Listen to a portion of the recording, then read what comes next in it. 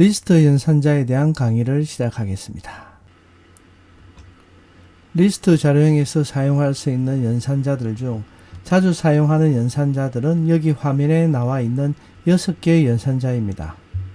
더하기 연산자를 리스트에 사용하면 두 리스트의 값들을 합쳐서 하나의 리스트를 만들어줍니다. 곱하기 연산자는 곱하기 연산자에 사용한 숫자만큼 리스트에 들어있는 값들을 반복해서 더한 하나의 리스트를 만들어줍니다. 그리고 세 번째 여기 있는 정강대입 연산자는 확장 연산자입니다. 그리고 분할 연산자는요, 대괄호 안에 콜론을 넣어서 사용하면 됩니다. del 연산자의 경우는 파이썬의 이제 키워드인데 이 del이라는 단어가 객체에 대한 참조를 제거합니다. 따라서 특정 객체를 참조하던 이제 식별자가 더 이상 그 객체를 참조할 수 없게 됩니다. 쉽게 얘기하면 그 해당 객체를 이제 참조할 수 없기 때문에 그 객체를 삭제한 것과 같은 효과를 가지게 됩니다. 마지막으로 in과 not in은 멤버십 연산자입니다. 멤버십 연산자는 특정 값이 그 리스트 안에 속해 있는지를 확인할 때 사용합니다. 지금부터 이 각각의 연산자에 대해 좀 더 상세하게 그 특징을 알아보도록 하겠습니다. 리스트 결합 연산자인 더하기 연산자는 두 리스트가 가지고 있는 값들을 합쳐서 새로운 리스트를 반환하는 연산자입니다. 오른쪽에 있는 예시 중 첫 번째 코드를 보면요, 이 두 개의 리스트를 이제 더하기 연산자로 이제 결합을 하는데요. 왼쪽에 있는 게 이제 이 리스트가 숫자 1, 2, 3을 가지고 있고 오른쪽에 있는 게 4, 5, 6을 가지고 있습니다. 이 두 리스트를 이제 결합해서 이처럼 하나의 리스트를 만드는 거죠. 그래서 이 리스트에는 1, 2, 3, 4, 5, 6이 있습니다. 즉 두 개의 리스트가 결합을 해서 하나의 리스트가 된다는 점에 유의를 하십시오. 두 번째 이제 예시를 보면요, 문자열 AB를 가지고 있는 리스트와 문자열 CD를 가지고 있는 리스트가 결합을 했죠. 그래서 또다시 하나의 새로운 리스트를 만드는데 여기의 값은 이렇게 A, B, C, D입니다. 리스트의 반복 결합 연산자인 곱하기 연산자는 숫자만큼 리스트 안에 들어있는 값들을 반복해서 더한 결과를 반환합니다. 이는 이제 문자열의 반복 결합 연산자와 같은 원리인데요. 여기 있는 이제 첫 번째 예시 코드는 숫자 0을 값으로 가지고 있는 리스트를 5번 반복적으로 이제 더하고 있습니다. 그 결과 0이 5개 있는 리스트를 만들어줍니다. 이렇게 만들어진 리스트 안에는요, 0을 가지고 있는 리스트가 5개 있는 것이 아니라 0이 5개가 있는 리스트라는 점에서 그 차이가 있다는 것을 유의하십시오. 두 번째 코드는 1, 2, 3을 가지고 있는 리스트를 3번 반복해서 결합을 했습니다. 그래서 1, 2, 3이 3번 연속적으로 나열된 하나의 리스트를 만들어줍니다. 이것도 마찬가지로 1, 2, 3을 가지고 있는 리스트가 3개가 결합된 게 아니고요. 그 안에 있는 값들 1, 2, 3이 3번 반복된 하나의 리스트를 만들어준다는 것에 유의를 하셔야 합니다. 리스트 확장 연산자는 두 리스트를 병합한 후에 좌변에 있는 리스트에 그 결과를 재할당합니다. 이때 우변의 객체는요, 반드시 순회가 가능한 자료형, 즉 순회형이 와야 합니다. 이것은 이제 우리가 나중에 학습하게 될 리스트 메소드 중에서 extend라는 메소드가 있는데 이 메소드와 같은 기능을 수행합니다. 왼쪽 아래 예를 한번 보겠습니다. 첫 번째 이제 변수 리스트 1에는 이제 프로드와 네오가 들어있고요. 그 다음 리스트 2에는 라이언과 콘이 있습니다. 이것을 이제 이렇게 확장 연산자를 같이 사용했어요. 리스트 1과 리스트 2를 붙이는데, 즉 결합하는데 왼쪽에 있는 리스트 1에다가 다시 이렇게 했죠. 여기도 보시면요, 좌변에 있는 리스트에다가 우변에는 또 순회형이죠. 그래서 리스트가 왔습니다. 이렇게 해서 합한 후에 그 결과를 보면은 이렇게 프로도, 네오, 라이언, 콘을 가진 리스트 하나를 만들었습니다. 이렇게 만들어진 이제 리스트 1에다가 307을 증강 할당 연산자인 확장 연산자를 사용해서 리스트 1에다가 추가를 해 보겠습니다. 그 결과를 한번 볼까요? 오류가 났네요. 타입 에러라고 해서 이제 오류가 났고요. 여기에 오류 메시지를 보면은 정수는 이트러블이 아니다. 즉 순회형 자료가 아니다 라고 얘기했습니다. 요 이유가요. 왜 그럴까요? 앞서 설명했듯이 이 확장 연산자의 우변에는요. 순회형이 와야 된다고 했습니다. 그런데 307은 순회형이 아니죠. 순회형이 아닌 정수형이 왔기 때문에 오류가 났습니다. 이런 경우에는 어떻게 해서 우리가 정수 307을 리스트 1에다가 추가를 할 수가 있을까요? 오른쪽 코드를 한번 보시면요. 오른쪽이 첫 번째 코드에서처럼요. 순회형인 리스트 안에다가 정수 307을 넣은 후에 이 연산을 수행하면요. 좌변에 있는 리스트에다가 이 값을 추가를 할 수 있습니다. 이번에는 이제 오류가 나지 않고요. 307을 포함한 이제 리스트가 만들어졌습니다. 이처럼 리스트 1에는 이제 프로도, 네오, 라이언, 콘 그리고 307이 포함되어 있습니다. 이번에는 여기 이제 리스트 1에다가 순회형 자료형인 문자열, 즉 이제 JG죠. 이것을 이제 왼쪽에 있는 리스트 1에다가 한번 또 추가를 해 보겠는데요. 여기서도 마찬가지로 이제 확장 연산자를 사용해서 JG를 이제 리스트 1인 프로도, 네오, 라이언, 콘 그리고 307이 있는 이 리스트에다가 추가를 이제 합니다. 그런데 이 결과를 보시면요. 어찌된 영문인지 JG가 추가되지 않고 JG의 개별 문자가 하나씩 추가되었음을 알 수 있습니다. JEG 이렇게요. 이렇게 된 이유는 뭘까요? 이렇게 된 이유는 우변에 있는 이제 문자열, 즉 이게 순회형이죠. 그래서 이 순회형의 문자열의 개별 값인 문자를 하나씩 뽑아서 좌변의 리스트에 추가를 했기 때문에 이런 결과가 나왔습니다. 만약 JG라는 문자 하나를 그대로 좌변에 추가하려면은 어떻게 하면 되겠습니까? 일단요, 방금 추가한 3개의 단어 JEG를 지우고요. 그리고는 JEG라는 문자를 가지고 있는 리스트를 리스트 1에다가 이렇게 추가를 하니까 JEG를 하나의 값으로 좌변에 있는 리스트 1에 추가가 되었음을 확인할 수 있습니다. 이것이 리스트 확장 연산자의 가장 큰 특징입니다. 따라서 이것을 잘 기억해야 되는데요. 정리를 하자면요. 여기 이제 증강 할당 연산자의 우변에는 반드시 순회형이 와야 됩니다. 따라서 뭐 정수라든지 실수가 올 수는 없고요. 이런 숫자를 넣기 위해서는 리스트로 만들어서 이렇게 넣어야 된다는 거. 그 이유가 우변에 순회형이 와야 되기 때문이고요. 그리고 문자열을 넣을 경우도 조심해야 되는데 문자열 자체가 순회형이기 때문에 이것을 이제 확장 연산자를 사용해서 추가를 하게 되면은 각각의 문자를 이렇게 뽑아서 추가하게 됩니다. 그래서 의도하지 않는 이제 사이드 이펙트가 있을 수가 있기 때문에 이처럼 문자열인 경우에도 문자열 자체를 추가하고자 할 때는 리스트 안에다가 이렇게 넣어서 그렇게 해서 이제 확장 연산자를 사용해서 좌변에다가 추가를 하면은 아무런 문제가 없겠습니다.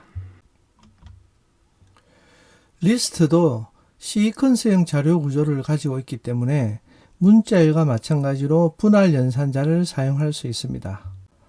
앞서 학습한 문자열 분할 연산자와 같은 기능을 수행하기 때문에 여기 리스트 분할 연산자의 문법적인 내용을 설명하진 않겠습니다. 화면에 있는 예시 코드를 보면은 7개의 값을 가진 이제 리스트 L이 있는데요. 여기에는 문자열이 6개가 있고 리스트가 또 하나를 포함하고 있습니다. 이제 첫 번째 코드를 보면요. 분할 연산자의 앞뒤가 생략되어 있죠. 그래서 전체를 추출을 해봅니다. 그래서 전체 리스트를 이렇게 다시 추출을 했습니다. 그리고 이제 그 다음 코드를 보면은 앞 시작이 생략되어 있고 끝이 이제 3으로 되어 있죠. 그래서 인덱스 0, 1, 2 이렇게 처음 3개를 추출하는 그런 문법이 되겠습니다. 그래서 A, B, C 이렇게 추출하였습니다. 이번에는 이제 음수를 사용했어요. 시작 인덱스가 마이너스 3입니다. 즉 마지막 3개죠. 왜냐하면은 이제 끝 인덱스가 생략되어 있기 때문에 인덱스 마이너스 3부터 해서 끝까지 이렇게 마지막 3개를 추출합니다. 마지막 3개의 경우는 여기 XYZ를 가지고 있는 리스트가 있고요. 그 다음에 E와 F 이렇게 있겠습니다. 이번에는 L의 이제 2에서 4, 즉 뭡니까? 2번 인덱스와 3번 인덱스죠. 4 빼기 1을 해서 이렇게 해서 2번 인덱스와 3번 인덱스, 즉 세 번째와 네 번째에 있는 값. 이 리스트에는 세 번째와 네 번째에 있는 값이 뭔가요? C와 D죠. 문자를 C와 D입니다. 이 값을 뭐로? 가와 나로 교체를 합니다. 바꿨습니다. 그럼 결과를 보시면요. 이렇게 A, B, 가, 나, 그리고 리스트 XYZ, 그리고 문자 EF 이렇게 있는 리스트가 만들어졌습니다. 이번에도 분할 연산자를 사용했어요. 리스트의 두 번째 값을 문자 LMN으로 바꿔보겠습니다. 시작 번호가 1이고 끝 번호가 2죠. 그래서 끝 번호 빼기 1, 2 빼기 1은 1입니다. 결국은 이제 두 번째 객체만을 이제 바꾸게 되는데요. 이렇게 바꾼 결과가 나왔습니다. 그래서 A, L, M, N, 가나 쭉 이런 식으로 나왔죠. 이번에도 리스트에 있는 두 번째 위치에 있는 값을 갖다가 P와 Q로 한번 대체해 보겠습니다. 바로 위에 있는 코드와의 차이점은요. 둘 다 리스트의 두 번째 위치에 있는 값을 바꾸는 것이지만 위 코드의 경우에는 분할 연산자를 사용했고 여기 코드는 인덱스를 사용했습니다. 그럼 이렇게 인덱스를 사용한 코드의 실행 결과를 한번 확인해 보겠습니다. 여기 보면은 두 번째 자리에 리스트가 들어왔죠. P와 Q를 가진 리스트가 들어왔습니다. 그래서 위와 결과가 약간 다르게 나왔죠. 앞서 분할 연산자를 사용해서 그 값을 바꾼 경우에는 분할 연산자를 사용했기 때문에 두 번째에 있는 값을 포함하고 세 번째에 있는 값을 포함하지 않는 그 사이에 있는 값들을 대체한 것입니다. 다시 말해서 분할 연산자는요. 두 번째에 위치한 B는 포함하지만은 I는 포함하지 않고 I 바로 앞 그 사이에 L, M, N을 대체한 것입니다. 반면에 이제 인덱스를 사용하면요. 정확히 두 번째 위치한 값을 새로운 이제 값으로 대체한다는 뜻이 됩니다. 따라서 인덱스를 사용한 경우는 두 번째 자리에 있는 두 번째 자리에 있던 L의 자리에다가 정확하게 리스트 PQ를 이렇게 대체하게 되는 거죠. 이해하셨나요? 이 둘의 차이점을 여러분은 꼭 기억을 해야 됩니다.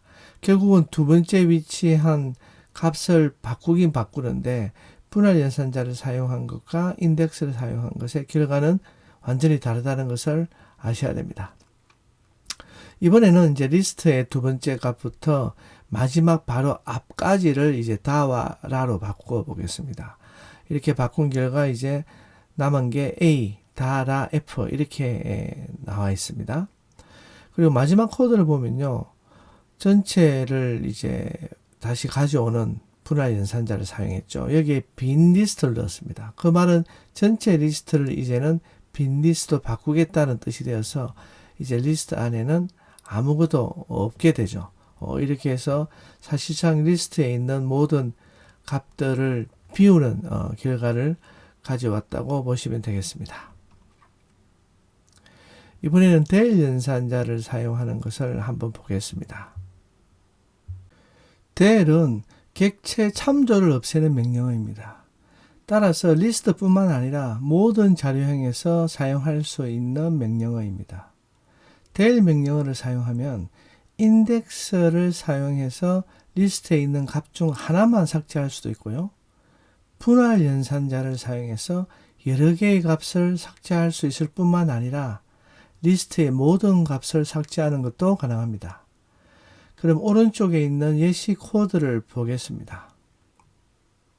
먼저 리스트의 5번째에 있는 객체의 마지막 값을 삭제하기 위해서 인덱스 4 그리고 인덱스 -1을 사용했습니다. 리스트 5번째에 있는 값이 이제 리스트인데요. 여기에서도 XYZ에서 마지막 값, 즉 G가 삭제가 되었음을 알 수가 있습니다. 이번에는 리스트의 5번째에 위치한 값 전체를 한번 삭제해 보겠습니다. 그래서 그냥 인덱스를 하나만 썼죠. 인덱스 번호 4. 이렇게 하니까 5번째에 있었던 리스트 X와 Y 이것이 이제 삭제되었죠. 그리고 이제 분할 연산자로 리스트의 2번째와 3번째 값을 삭제해 보겠습니다. 이렇게 삭제를 하니까 B와 C가 삭제가 되어서 A, D, E, F만 남았습니다. 마지막으로 분할 연산자를 사용해서 리스트의 처음부터 끝까지 모든 값을 한번 삭제해 보겠습니다. 모두 삭제가 되어서 빈 리스트만 남았습니다. 마지막으로 멤버십 연산자에 대해서 알아보겠습니다. 멤버십 연산자란 말 그대로 특정한 값이 이 리스트 안에 들어있는지 아닌지를 확인해 주는 것입니다. 이 멤버십 연산자로는 in을 사용하는데요. 이 in 연산자는 특정 객체, 즉 in의 왼쪽에 있는 값이 in의 오른쪽에 있는 리스트 안에 있는지 여부를 확인해 줍니다. 만약 해당 값이 리스트 안에 있다면 참을 반환하고요. 없다면 거짓을 반환합니다. not in의 경우는 반대로 되겠죠. 그래서 리스트 안에 해당 값이 있다면 거짓을 반환하고 없다면 참을 반환합니다. 예시를 보면서 멤버십 연산자의 특징을 살펴보도록 하겠습니다. 여기 리스트 L에는 3개의 값이 있습니다. 문자열 A, 문자열 B, 그리고 리스트가 있고 그 리스트에는 이제 문자열인 C, D, E가 들어있죠. 여기서 첫 번째 질문은 이제 소문자 A, 문자열 소문자 A가 리스트에 들어있느냐, L에 들어있느냐라고 물어봤습니다. 어떤가요? 들어있나요? 있죠. L의 가장 왼쪽에 인덱스 번호 0에 있는 게 바로 소문자 A입니다. 그래서 참을 반환했습니다. 그러면은 이제 그 다음에 소문자 C가 L에 있느냐라고 물어봤습니다. L에 있나요? 여기 세 번째 리스트 안에 들어있죠. 이런 경우에 우리가 참이라고 얘기를 할 수 있는지 한번 확인해 보겠습니다. 거짓이라고 했죠. 그 이유가 뭡니까? 왜냐하면은 이제 문자열 C는 세 번째 있는 리스트 안에 있는 거죠. 하지만 요 리스트 L에 들어있는 것은 아닙니다. 즉 리스트 값 안에 있는 것은 볼 수가 없죠. 여기 그 변수 L은 문자열 A와 문자열 B 그리고 리스트 이렇게 세 개를 볼 수 있습니다. 그렇기 때문에 이제 C가 있다고는 볼 수 없고요. 좀 더 구체적으로 이런 네 번째 코드처럼 리스트 L의 마지막에 있는 그 객체 안에 C가 있느냐 이렇게 물어보면은 여기 있듯이 L의 -1이죠. 여기 있느냐 물어보면 이제 참이 나옵니다. 그리고 이제 소문자 B가 리스트 L에 없느냐라고 물어봤죠. not in을 했으니까 있죠. 없는 게 아닙니다. 그렇기 때문에 false라고 나왔습니다. 그럼 소문자 F가 이제 리스트 L에 들어있지 않느냐라고 물어보니까 소문자 F는 리스트 L에 들어있지 않죠. 그래서 당연히 true가 나옵니다. 여기서 이제 주의할 점이 이제 우리가 이제 보면 두 번째, 세 번째 예시 코드인데 소문자 C가 L에 들어있느냐를 볼 때 실제 소문자 C는 L에 속해 있지는 않습니다. L이 가지고 있는 값 중에 하나인 리스트 안에 들어있는 거죠. 그렇기 때문에 그냥 소문자 C가 있냐고 물어보면 false가 나오고요. 이 L이 가지고 있는 특정한 값, 즉 인덱스 -1인 요 리스트 안에 있느냐라고 물어볼 때 참이 나왔다는 거. 이 점을 좀 주의하시면 되겠습니다. 멤버십 연산자를 이제 리스트에서 사용할 수 있었는데요. 그렇다면 같은 시퀀서형인 문자열에서도 멤버십 연산자를 사용할 수가 있을까요? 예, 물론 사용할 수 있습니다.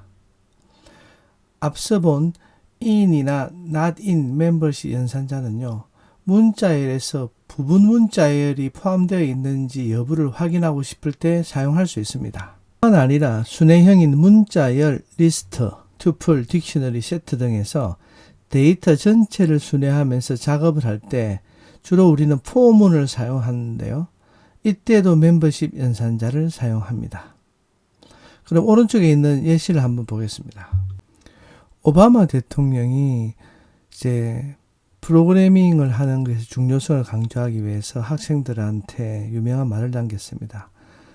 휴대폰 가지고 놀지 말고 그 시간에 이제 프로그램을 해봐라 라는 뜻으로 Don't just play on your phone, 프로그래밍이란 말을 했는데요. 이 문자열에서 우리가 멤버십 연산자를 사용해서 검색을 한번 해보겠습니다. 여기 이제 오바마라는 변수에 방금 제가 설명드린 이제 그 문장을 넣었는데요. 여기서 첫 번째 코드를 보면 소문자 J가 오바마라는 변수 안에 있나 라고 이제 물어봤습니다. J가 있나요? 있죠. don't just 할 때 just에 J가 있습니다. 그래서 추류를 반환합니다. 그러면 소문자 D가 오바마 안에 있는지 한번 볼까요? D가 있나요? 대문자 D는 있죠. don't 할 때 대문자 D가 있는데 소문자 D는 찾을 수 없습니다. 그래서 false가 나왔습니다. 그러면 한 글자가 아니라 하나의 단어, 프로그램이라는 단어가 변수 오바마에 있는지 확인해 보겠습니다. 프로그램이 있죠. 그래서 true가 나왔습니다. 이번에는 한글로 한번 해볼까요? 변수 파이썬에다가 맛있는 파이썬을 즐거운 마음으로 배우자라는 이제 문자를 할당을 했습니다. 이때 절자가 변수 파이썬 안에 없냐고 물어봤습니다. 있죠. 즐거울 할 때 절자가 있습니다. 그렇기 때문에 이제 있기 때문에 false라 나왔고요. 파이썬 어떤가요? 파이썬 있죠. 그래서 true가 나왔습니다.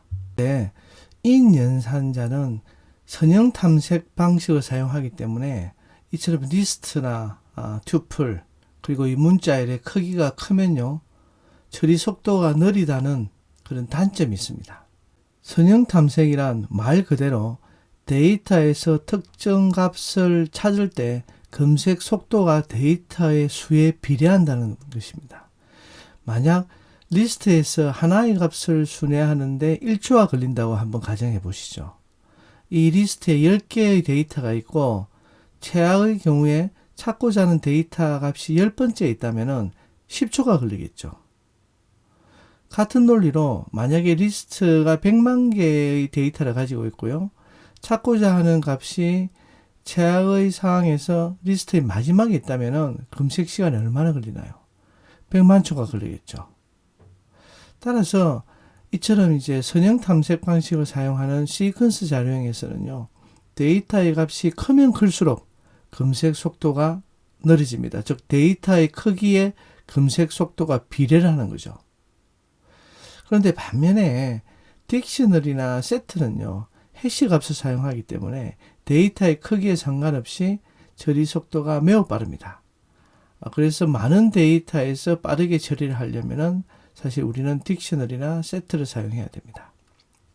이번 강의에서는 리스트에서 사용하는 연산자들에 대해서 학습했습니다. 감사합니다.